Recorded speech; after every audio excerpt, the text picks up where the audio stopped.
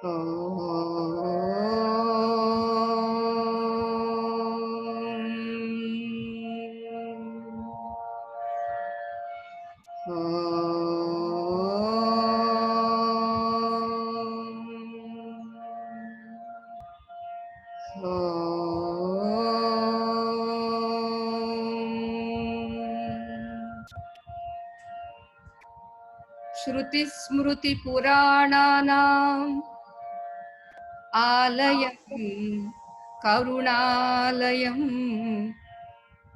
नमामि भगवत्पादशङ्करं लोकशङ्करम्। ॐ सर्वचैतन्यरूपां ताम् आद्यां विद्यां च धीमहि बुद्धिं यानः प्रचोदयातु। ॐ शान्ति शान्ति शान्तिः। ప్రియ దివ్యాత్మ స్వరూపులారా, మనమంతా శంకర భగవత్పాదుల వారికి ఆధ్యాత్మిక విద్యార్థులం. నిన్న మనం చెప్పుకున్నాము బద్ధుడు ఎవరు, ముక్తుడు ఎవరు అని. బద్ధుడు ఎవరు అంటే విషయముల యందు అనురాగం ఉన్నవాడు బద్ధుడు అని చెప్పారు. ఈ విషయములు అనేటటువంటివి ఎలా ఉంటున్నవి, ఎలా వాటి పట్ల మనం ఉండాలి అనేది నిన్న మనం వివరించుకున్నాము. దీనికి హరి నీవే సర్వాత్మకుడవు, హరి నీవే సర్వాత్మకుడవు, ఇరవగు భావన ఈయగదే, హరి నీవే సర్వాత్మకుడవు. చూడక మానవు చూచేటి కన్నులు, ఏడనేవైనా ఇతరములు, ఈడలనంతా నీ రూపములనే, ఈడలనంతా నీ రూపములనే, ఈడుబడని తెలివియగదే, హరి నీవే సర్వాత్మకుడవు, హరి నీవే సర్వాత్మకుడవు. పారకమానదు పాపపు మనసిది, ఇలలో పలగల వెన్నైనా, నీరజాక్షయిది నీ మహిమేనని, ఈడుబడని తెలివియగదే, హరి నీవే సర్వాత్మకుడవు, హరి నీవే సర్వాత్మకుడవు, ఇరవగు భావన ఈయగదే, హరి నీవే సర్వాత్మకుడవు.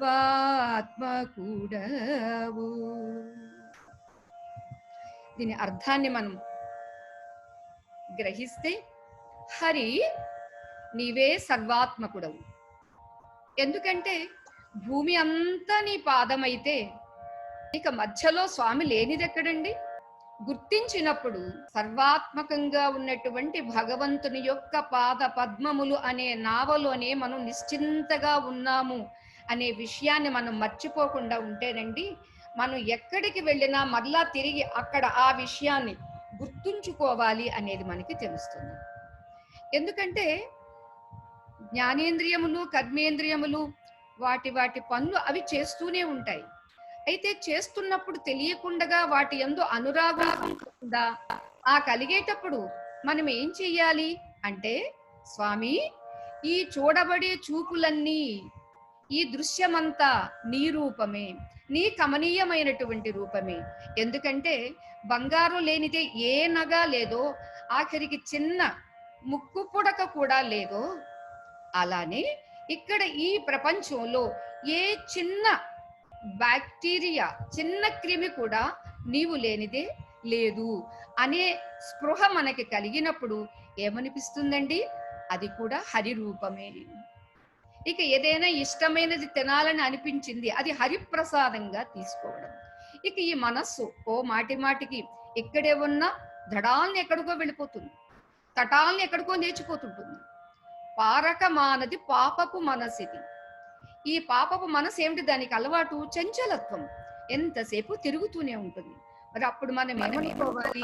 నీరజాక్ష, ఇది నీ మహిమ కాక ఏమిటి? ఎక్కడికి వెళ్ళినా, నా మనసు ఎక్కడికి వెళ్ళినా ఉన్నది నీవే, ఉన్నది నీవే. అక్కడ కూడా హే మనసా, ఉన్నది నా హరినే, నా భగవంతుడినే అని మనం అనుకోగలిగిన నాడు అక్కడ మనకి విషయముల యందు అనురాగము ఉండదు సరిగదా, హరిప్రసాదంగా మనం స్వీకరించడం అవుతుంది. ఇది ఇక్కడ మనకి ఆచార్య స్వామి వారు తెలియచేసేటటువంటి ఉపాయం. ఏమ్మా, ఈ ఉపాయాన్ని మనం స్వీకరించగలిగితే మనం ఇంతవరకు తెలియక ఉన్నటువంటి ఆ బంధన కాస్త విడిపోతుంది. అంతేకాదు, ముక్తి ఏమిటి? విషయముల యందు విరక్తియే ముక్తి. విషయములందు అప్పుడు మనకి రక్తి ఉండదు, విరక్తి ఉండదు. ఎందుకని? రక్తి ఉంటే అది విషయానురాగం అవుతుంది, విరక్తి ఉంటే మంచిదే, కానీ అది మనకు కలగడం అంత తేలిక కాదు. అంతేత దీనికి ఉపాయం ఏమిటి?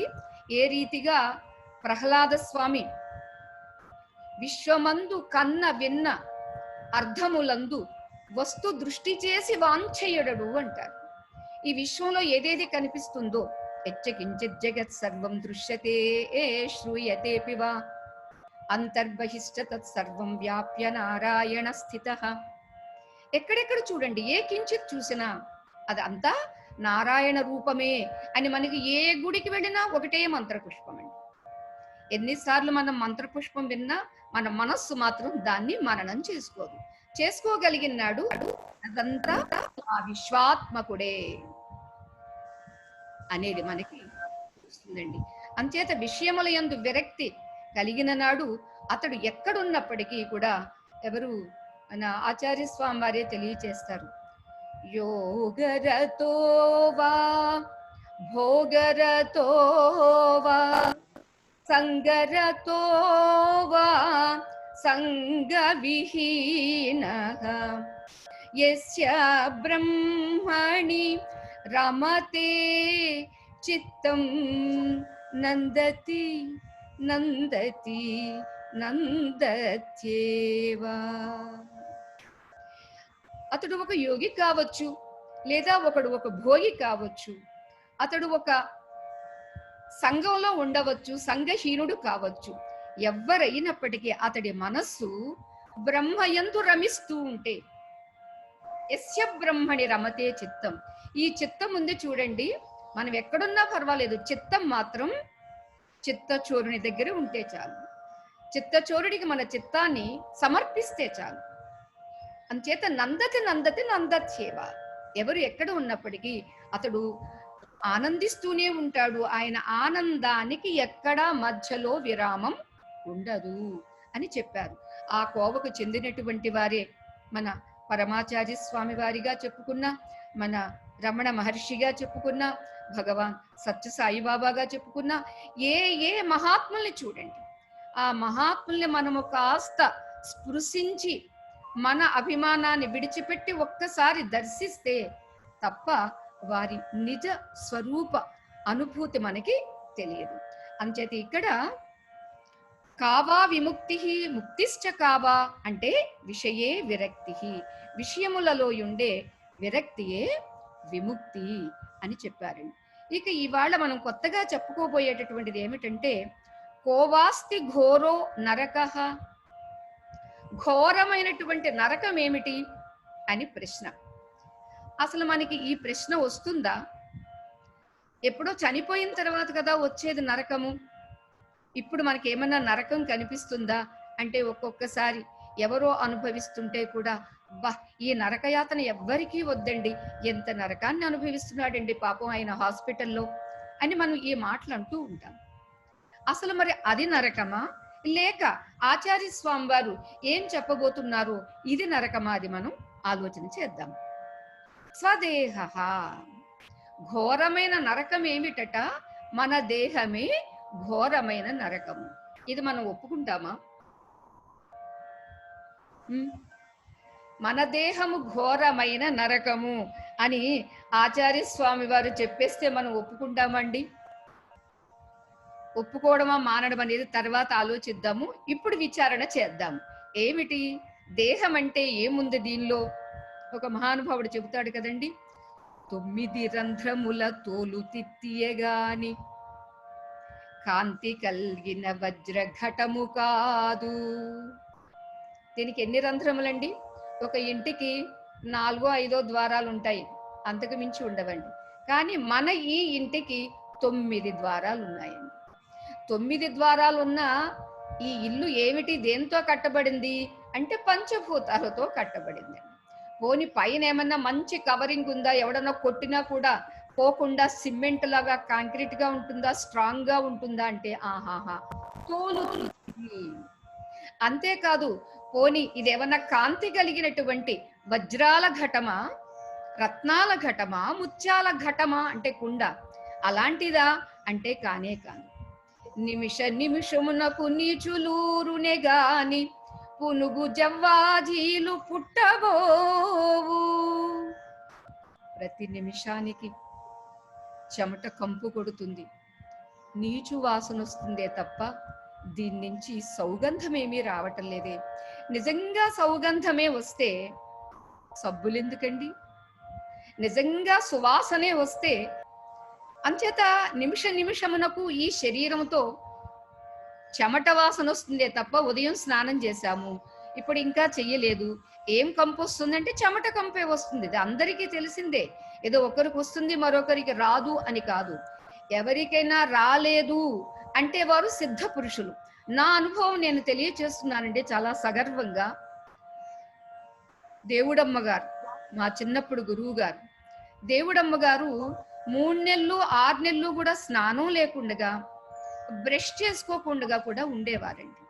అప్పుడు దగ్గరికి వెళ్ళి కూర్చుంటే కూడా నోటి దుర్వాసన కాని, శరీరపు చెమట వాసన కాని ఏమీ వచ్చేది కాదు. దీనికి కారణం ఆమె ఆ సచ్చిదానంద అనుభూతిలో ఉండేవారు కాబట్టి, ఆ బ్రహ్మానుభూతిలో ఉండేవారు కాబట్టి, ఈ భ్రమలన్నీ తొలగిపోయినవి కాబట్టి ఏ వాసన రాలేదు.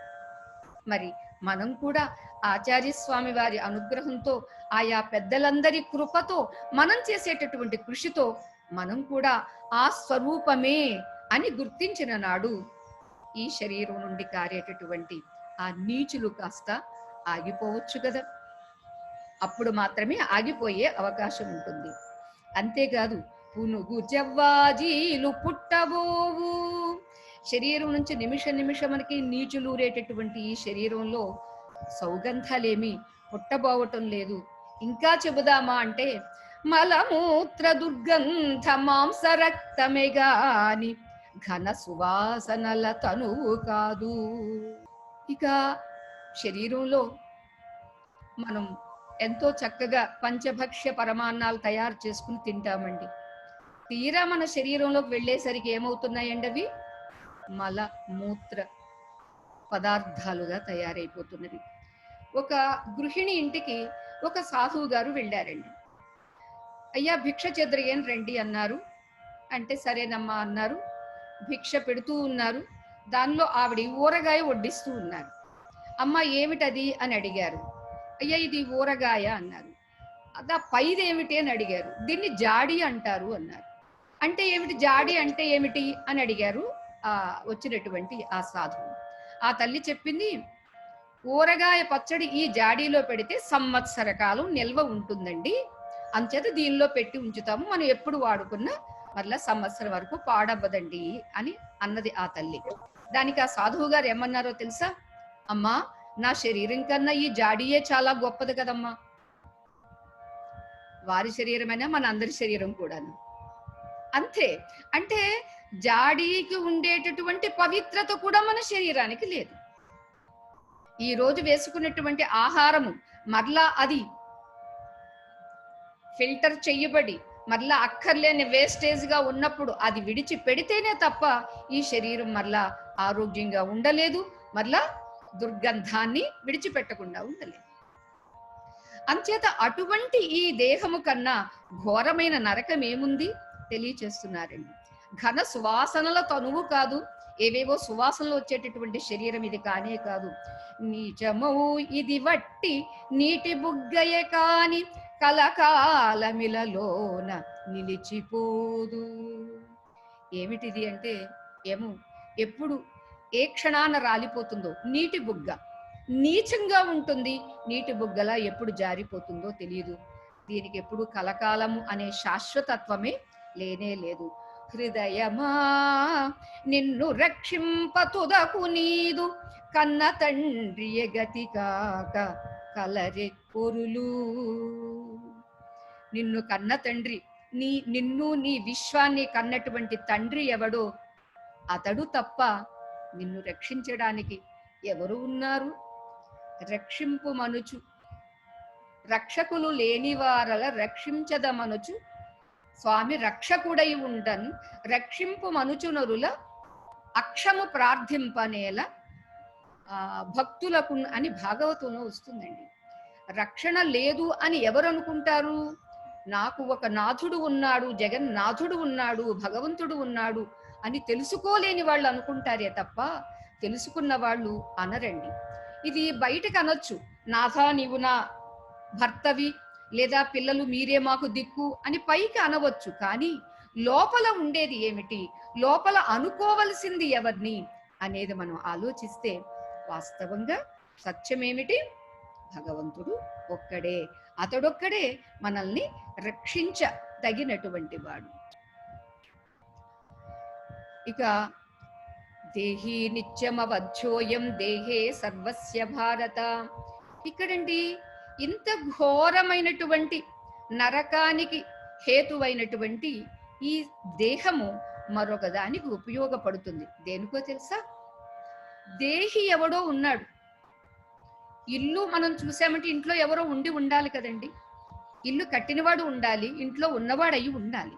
అలాగే మన శరీరంలో శరీరి, మన దేహంలో దేహి అనేటటువంటి వాడు ఉండాలి. ఆ ఉన్నవాణ్ణి తెలుసుకోవడం కోసమని ఇక్కడ ప్రసాదింపబడింది మనకి ఈ దేహం. దేహం అని పేరు ఎందుకు వచ్చిందంటే దహ్యత ఇది దేహ, దహింపబడుతుంది కాబట్టి ఇది దేహం. శీర్యత ఇది శరీర, ఒక ప్రతి క్షణము శిథిలమైపోతుంది కాబట్టి దీన్ని శరీరము అన్నామండి. అంచేత దేహీ నిత్యం అవధ్యోయం దేహే సర్వస్య భారత అంటారు శ్రీకృష్ణ పరమాత్మ కూడా. ఈ దేహములో, అందరి దేహములో కూడా దేహి అనేటటువంటి వాడు నిత్యుడు, వాడు సత్యస్వరూపుడు. అతడు ఈ శరీరం అనేటటువంటి వస్త్రాలని మార్చుకుంటూ వెళుతూ ఉంటాడు. నిజంగా శంకర భగవత్పాదులు శ్రీకృష్ణ పరమాత్మ చెప్పినటువంటి ఈ విషయం మనకు అర్థమైతే, అంటే వాసాంసి జీర్ణాని యథావిహాయ నవాని గృహ్ణాతి నరోపరాణి తథా శరీరాన్ని విహాయ జీర్ణాన్యన్యాని సంయాతి నవాని దేహి. ఏ రీతిగా మాసిన వస్త్రాన్ని విడిచిపెడుతున్నామో, చినిగిపోయిన వస్త్రాన్ని విడిచిపెడుతున్నామో, అలానే శరీరము అనేటటువంటి వస్త్రం మన వాళ్ళకి చిరిగిపోయింది, మన వాళ్ళకి మాసిపోయింది. మాసిపోకపోయినా చిరిగిపోకపోయినా అప్పుడప్పుడు వస్త్రము ఒక అగరొత్తు అంటుకునో దీపం అంటుకునో కాలిపోవచ్చండి. అలానే చిన్న వయస్సులో ఏదో ఒక నిమిత్తంగా యాక్సిడెంట్ కావచ్చు, లేకపోతే హార్ట్ స్ట్రోక్ కావచ్చు, ఏవేవో నిమిత్తాలుగా పోయినటువంటి వాళ్ళు కూడా ఉన్నారు. మొత్తానికి వాళ్ళు కూడా వాళ్ళ శరీరాలు పోయినవే తప్ప శరీరి పోలేదు. దేహాలు విడిచిపెట్టారే తప్ప దేహి పోలేదు అనేది మనకి ఇప్పుడే ఈ దేహము ఉండగా తెలిసిందనుకోండి, మనం చచ్చిపోతామేమో అనే బాధ ఉంటుందా మనకి? మన వాళ్ళు చనిపోయారు అనే బాధ ఉంటుందా? లేకపోతే మన వాళ్ళు పోతారేమో, ఏమో ఈ కరోనా ఏం చేస్తుందో అనే భయం ఉంటుందా?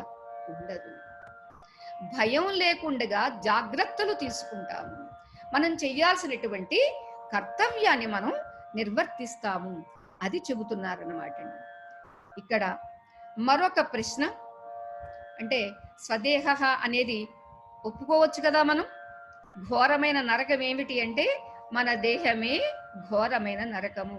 ఇంకాస్త ఆలోచిస్తేనండి, ఒక 9 మాసములు ఒక తల్లి ఒక శిశువుని మోస్తుంది అంటే ఆ కడుపులో ఏముందండి? ఏమన్నా మల్లెపూల పాన్పు ఉందా? మెత్తని ఒక స్పాంజ్ బెడ్ ఉందా? ఏమీ లేదు. కానీ ఎలా ఉంటుంది ఆ శరీరంలో? ఆ రక్తము, ఆ మాంసము, ఆ పేగులు. డాక్టర్ని అడిగితే మనకేం చెబుతారు? లోపల ఆ భగవంతుడు ఎంతటి కరుణామయుడు అంటే ఒక బెలూన్, ఒక ఎయిర్ పిల్లో లాంటిది పెట్టి దానిలో ఈ శిశువుని పెంచుతూ ఉంటాడు. అందుకని మావితో దాన్ని మావి అంటారు. అది పశువుకైనా ఒకటే, మనిషికైనా ఒకటేనండి. మావి ద్వారా పుడతారు కాబట్టి మావిజ.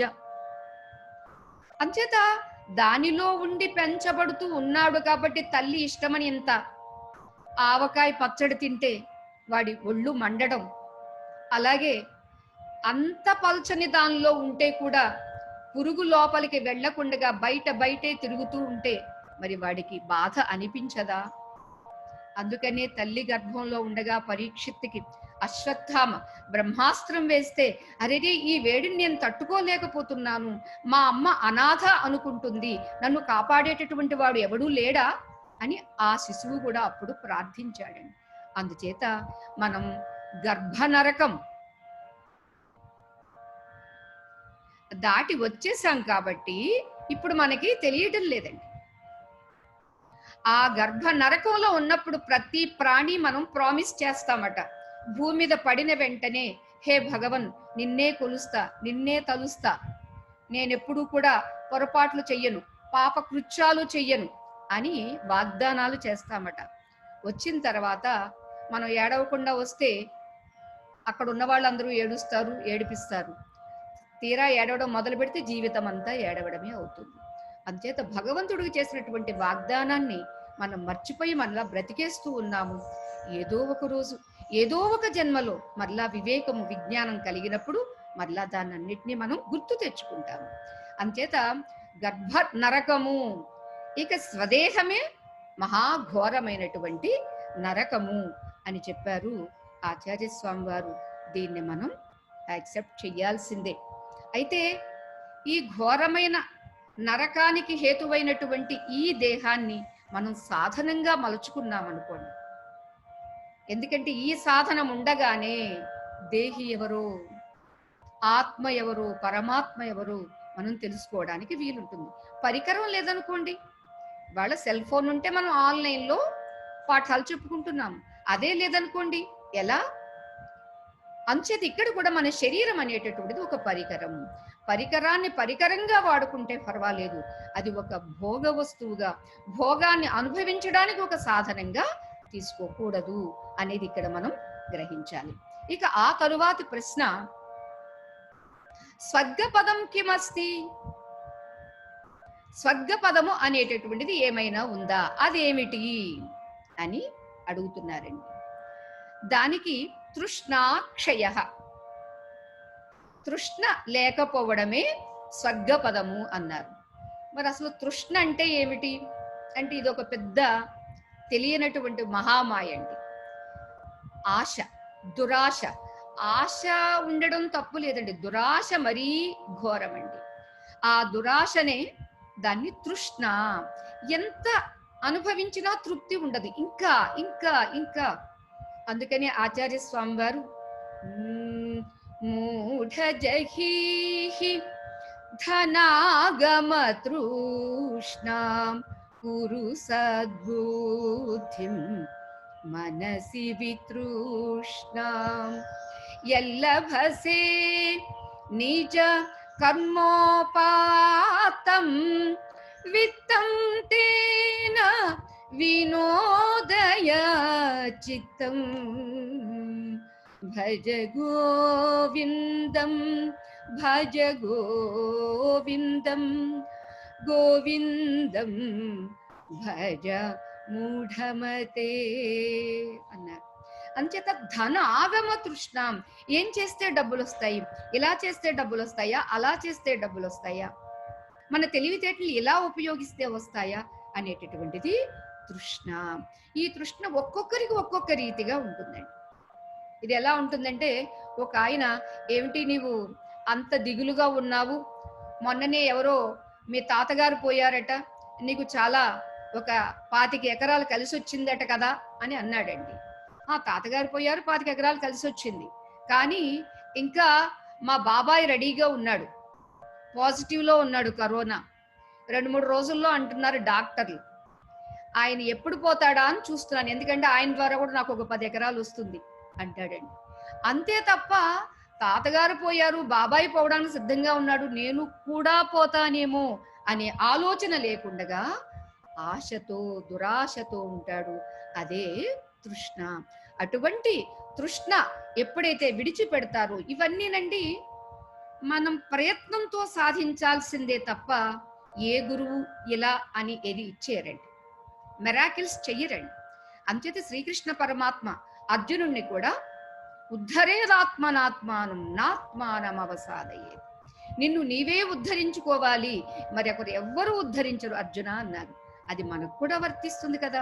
అంచేత ఈ విషయాల పట్ల అవగాహన మనం పెంచుకున్నప్పుడు మనకి తృష్ణ లేకుండా, అంటే దురాశ లేకుండా, ఆశ లేకుండా, ఆశయంతో మనం బ్రతకగలమండి. ఏమిటి మన ఆశయము అంటే, ఈ శరీరం రాలిపోయే లోపుగా నేనెవరో నాకు తెలియాలి, నా స్టేటస్ ఏమిటో నాకు తెలియాలి. అర్థమైందమ్మా? అదే మన లక్ష్యం. ఆ లక్ష్యానికి దీన్ని సాధనంగా వాడుకున్న నాడు ఏమిటండి మనకు మిగిలేది? స్వర్గం అంటే ఏమిటో తెలుస్తుందండి. చేత తృష్ణ లేనివాడు ఎప్పుడు సంతుష్టుడిగా ఉంటాడు. సంతుష్టుడి 3 జగముల పూజ్యుండు అంటారు. అందుకని ఆ సంతుష్టితో ఉన్నటువంటి వాడు ఎలా ఉంటాడంటే, స్వర్గంలో ఉంటే ఎలా ఉంటాడు, ఇలలో కూడా అలా ఉంటాడు అని మనకి తెలియచేస్తున్నారు. మరి మనం కూడా తృష్ణ లేకుండగా, ఆశ లేకుండగా, ఆశయంతో జీవించిన నాడు మనం కూడా ఆ స్వర్గ పదానికి అర్హులమవుతాం. ఇక తర్వాత ప్రశ్న, సంసార హృత్కః, సంసారమును హరించులదేది అనండి. మరలా ఇప్పుడు మనం మొదట చెప్పినట్టుగా సంసారం అంటే ఏమిటో మరలా మనకి గుర్తు రావాలి. నేను, నాదే సంసారం. అటువంటి ఈ అహంకార మమకారములు అనేటటువంటి ఈ సంసారాన్ని హరించేది ఏది అని అంటే, శృతిజాత్మబోధ. శృతి అంటే వేదము, వేదము నుండి మనకి ఉపదేశింపబడినటువంటి బోధ, ఆత్మబోధ ఏదైతే ఉందో దాని ద్వారా మాత్రమే సంసారము హరింపబడుతుంది. జ్ఞానాదేవతు కైవల్యం, జ్ఞానం వల్ల మాత్రమే మోక్షము. మోక్షం అంటే చనిపోయిన తర్వాత వచ్చేది కాదండి, బ్రతికి ఉండగా. జీవన్ ఏవ ముక్తి, జీవించి ఉండగానే పొందేటటువంటిది ఏదో అది ముక్తి. అటువంటి ముక్తి మనందరికీ ప్రసాదించడానికి ఆచార్య స్వామి వారు సిద్ధంగా ఉన్నారు. మరి అందుకోవడానికి మనం కూడా సిద్ధంగా ఉంటే తప్పనిసరిగా ఆ అనుభూతి మనకి కలుగుతుంది. జయ రాధేశ్యామ్. స్వస్తి.